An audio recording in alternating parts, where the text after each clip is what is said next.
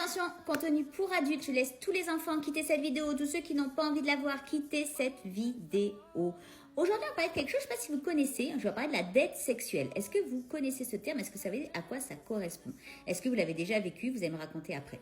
Alors, c'est très souvent les femmes qui sont victimes, qui sont dans cette dette sexuelle. La dette sexuelle, c'est quoi? C'est le fait, le sentiment de se sentir obligé d'avoir un acte sexuel ou d'aller un petit peu plus loin dans le câlin ou dans ses intentions principales. Parce qu'il y a eu, de l'autre part, des marques d'affection, des marques de gentillesse, des marques enfin, l'autre a donné quelque chose et donc on se sent redevable de lui dire merci et on fait des choses, on va plus loin que le consentement qu'on avait idéalement, l'idée qu'on avait idéalement de ce qu'on voulait faire. Je m'exprime pas très bien, mais j'espère que vous allez comprendre. En gros, je vous dis, voilà, on passe une soirée avec un homme, donc je prends l'exemple d'une femme, mais ça peut être dans les deux sens, hein, il y a vraiment pas de généralité.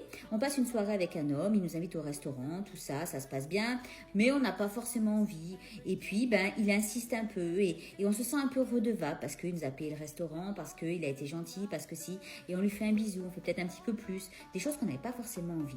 Donc la dette sexuelle, c'est quelque chose de très courant et c'est quelque chose qui ne doit pas avoir lieu. Ça ne doit plus exister.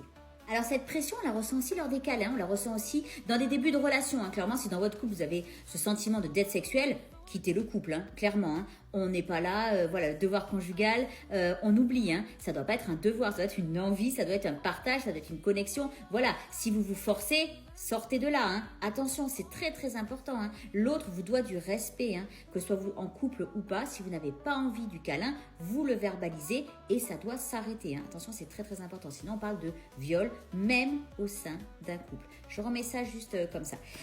Donc cette pression, elle existe aussi lors des câlins de début de relation avec son partenaire.